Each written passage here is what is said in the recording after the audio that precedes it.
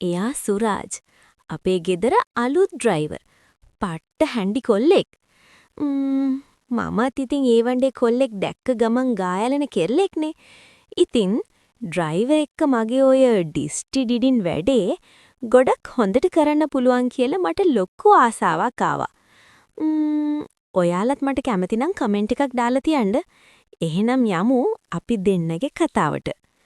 channel එකේ reach හොඳටම බහැල නිසා like එකක් දාගෙනම යමු හොඳේ කතාවට.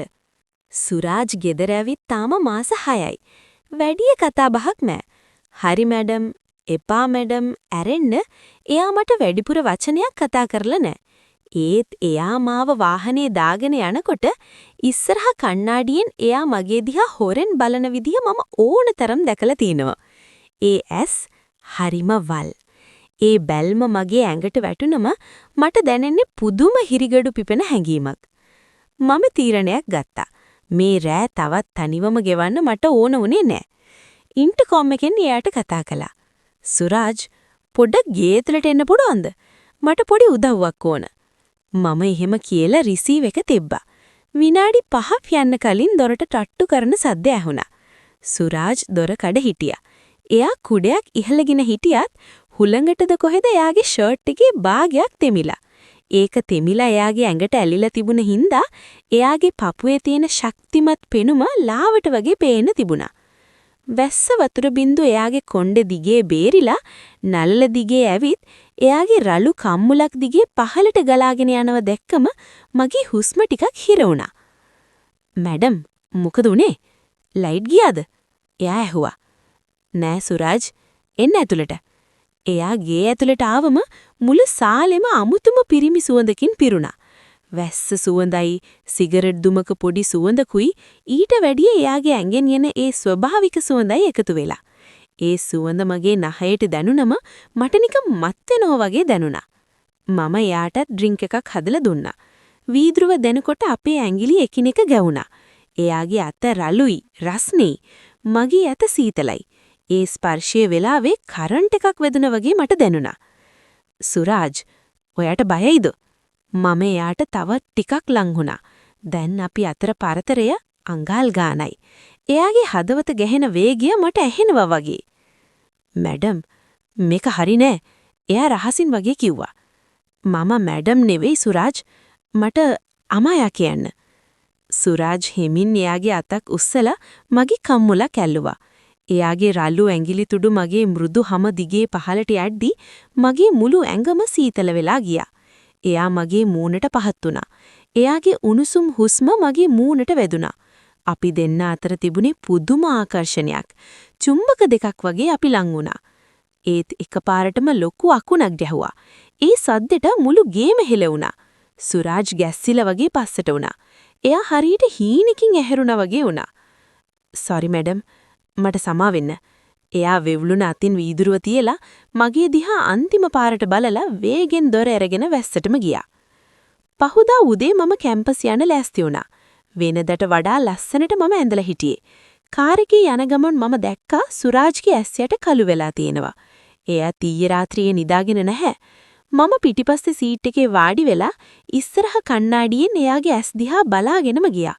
අපේ ඇස් කණ්ණාඩියෙන් එකට ගැටෙන හැම වාරයකම එයා ඉක්මනින් ඇස් අහකට ගන්නවා. ඒත් ඒ බැල්ම තිබුණේ පරාජය කරගන්න බැරි ආශාවක්. ට්‍රැෆික් එකේ හිර වුණ වෙලාවක මම ඉස්සරහට නෙවුණා. සුරාජ්, ඊයේ රෑ එයා ස්ටියරින් වීල් එක තද කරගත්තා. මැඩම්, ප්ලීස් අපි ඒ ගැන කතා නොකරෙමු. ඒක වැරදීමක්. වැරදීමක්? එතකොට ඔයා කියන්නේ ඔයාට කිසිම හැඟීමක් දැනුනේ නෑ කියලාද? මට තාම දැනෙනවා ඔයාගේ රැවුල මගේ බෙල්ලේ වදිනවා වගේ. එයා එක පාරටම වාහනේ පාර අයිනට කරලා නතර කළා. එයා ඩෑෂ්බෝඩ් එකට ඔලුව ගහගත්තා. දෙයනේ, මට මේක කරන්න බෑ අමායා. ඔයා මාලිගාවක කුමාරිකාවක් වගේ. මම ඩ්‍රයිවර් කෙනෙක්. සර් දැනගත්තොත් මාව මරයි. මම හෙමින් ඉස්සරහා සීට් එක පැත්තට අත දිගු කරලා එයාගේ උරහිසට අත තිබ්බා. එයාගේ ෂර්ට් එකට යටින් එයාගේ ඇඟ ගිනියම් වෙලා තිබුණේ. මට ඕන ඩ්‍රයිවර් කෙනෙක්ව නෙවෙයි. මට ඕන ඔයාව. මම කිව්වේ තීරණාත්මකව. අද හවස අපි කොහේ හරි යමුද? කාටවත් පේන්නේ නැති තැනකට. සුරාජ් කණ්ණාඩියෙන් මගේ ඇස් දිහා බැලුවා. ඒ ඇස්වල තිබුණේ යටපත් කරගත්ත මහා හැඟීම් ගොඩක්. එයා හෙමින් ඔළුව වැනුවා. හවස අපි ගියේ පාළු පාරක් දිගේ. වටේම රබර් වතු.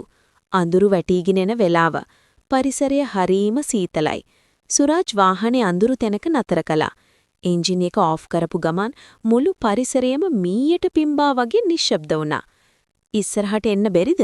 එයා ඇහුවා. ඒක ඉල්ලීමක් නෙවෙයි, ආරාධනාවක්.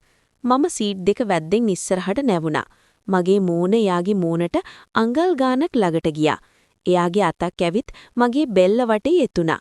මේ පාර එයා පස්සට ගියේ නෑ. එයාගේ ඇස්වල තිබුණේ ආදරයත් රාගයත් මුසු වුණු පුදුම බැල්මක්. මම දන්නේ මේක කොහෙන් ඉවර වෙයිද කියලා. එයා මිමිනුවා. හෙට ගැන හිතන් දෙපා. මේ දැන් ගැන විතරක් හිතන්න.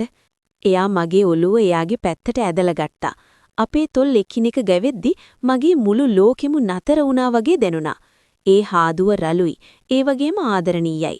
වාහනේ ඇතුලේ AC එක දාලා තිබුණත් අපි දෙන්න දාඩිය දාලා තිබුණා. එයාගේ අත් මගේ කොණ්ඩේ අතරින් යද්දි මට දැනුනේ මම මෙච්චරකල් හෙව්වේ මේ ආරක්ෂාව නේද කියලා. අපි වචනයක්වත් කතා කළේ නෑ. ඒත් අපේ හුස්ම වැටෙන රිද්මය එන්නෙන්නම වේගවත් වුණා. කාටවත්ම නොපෙනෙන අඳුරු රබර් කැලාවක් මැද අපි අපේම ලෝකෙක තනි වුණා. පහුදා හවස අම්මයි තාත්තයි ආපහු ආවා. ගෙදර ආයෙත් පරණ රිදිහටම කාර්යබහුල වුණා. සුරාජ් අම්මලගේ බෑග් ටික උස්සගෙන ගෙදර ඇතුළට එනවා මම උඩ ටට්ටුවේ ඉඳන් බලාගෙන හිටියා. තාත්තා එයාට අන දෙන විදිහ එයා yes කියලා ඔළුව නමන විදිහ දැක්කිද්දි මගේ හිතට ආවේ පුදුම කේන්තියක් වගේම ආදරයක්. එයා බෑග් ටික තියලා යන්න හැරෙනකොටම එකපාරටම උඩ බැලුවා. මම බැල්කනි එකේ ඉන්නවා එයා දැක්කා. ඒ තැප්පරේට එයාගේ මූණේ තිබුණ අහිංසක බැල්ම නැති වෙලා රෑ අපි අතර තිබුණ ඒ රෞද්‍ර ආශාබර බැල්ම මතුවෙලා ආවා. මම ලාවට hina වුණා. එයා ඉක්මනට බිම බලාගෙන ගියා. රෑ කෑම මේසෙදි මම හිටිය හරිම අමාරුවෙන්. තාත්තා බිස්නස් ගැන කියවනවා, අම්මා පාටි එක ගැන කියවනවා. ඒත් මගේ හිතේ තිබුණේ ගරාජ් එකේ කාමරේ තනිවිලා ඉන්න සුරාජ් ගැන. මට දැනුණා එයා මගේ ගැන හිතනවා කියලා. ඒක හරියට අදෘශ්‍යමාන නූලකින් අපිව බැඳලා වගේ. රෑ 12ට විතරේ මගේ ෆෝන් එක වයිබ්‍රේට් වුණා. නීදිද? මට පිස්සු වගේ අමායා. ඔයාගේ සුවඳ තාම මගේ ඇඟේ තියෙනවා. ඒ මැසේජ් එක දැක්කම මට ඉවසුම් නැති වුණා. මම හෙමින් කුස්සියට ගියා. කුස්සියේ පිටිපස්සේ දොර ළඟ සුරාජ් හිටියා. මම දොර ඇරලා එයාව ඇතුළට ගත්තා. ලයිට් දාලා තිබුණේ නැහැ. ෆ්‍රිජ් එකෙන් එන එළිය විතරයි තිබුණේ. දොර වැහුණ ගමන් එයා මාව කුස්සියේ බිත්තියට හේතු කරගත්තා. දෙයියනි මම කොහොමද ඉවසගෙන ඉන්නේ? එයා මගේ මූණ දෝතින්ම අරගෙන මගේ නළල සිපගත්තා. ඊට පස්සේ මගේ කම්මුල්. එයාගේ අත් මගේ ඉන වටේ ඇත්තිලා මාව එයාගේ ඇඟට තද කරගත්තා. එයාගේ පපුවේ උණුසුම මගේ තුනී නයිට් ගවුම හරහා මට දැනුණා. මම මගේ අත්යාගේ බෙල්ල වටේ යවුවා. සුරාජ් අම්මලා උඩ ඉන්නවා. මම එයාගේ කනට කරලා මෙමිනුවා. කමක් නැහැ. මට තව විනාඩියක් දෙන්න. මට හුස්ම ගන්න පුළුවන් ඔයා ළඟ හිටියොත් විතරයි.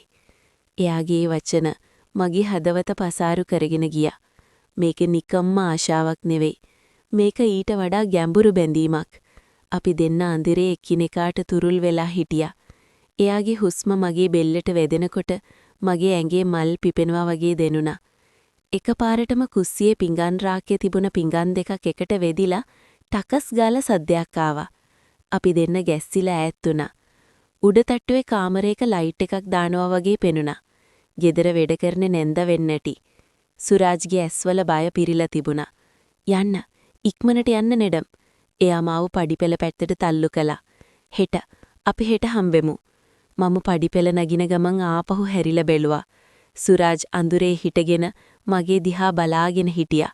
එයාගේ පපුව වේගෙන් ගැහෙනවා මට ඒ අඳුරෙත් පෙනුණා. කාමරයට ඇවිත් දොර වහගත්තට පස්සේ මට දැනුනේ පුදුම හිස්කමක්. ඒ වගේම ඊළඟට වෙන්නේ මොකක්ද චීන ත්‍රාසය. හෙට උදේට මම ආයේ මැඩම් වෙන්න ඕනේ. එයා ඩ්‍රයිවර් වෙන්න ඕනේ.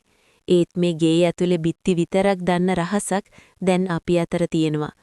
මම ඇඳට වැටිලා සීලිම දිහා බලාගෙන හිටියා. මේ ආදරේ ගින්දරක්. එක්ක අපි දෙන්නම මේකෙන් පිච්චිලා යයි. එහෙම නැත්තම් මුළු ලෝකෙම අපිව නවත්තන්න හදයි. ඒ මොනවා වුණත් මම දැන් පස්සට යන්නේ නැහැ. මම ෆෝන් එක අරන් අන්තිම මැසේජ් එක ගෙහුවා. good night Suraj. හිනෙන් එන්න.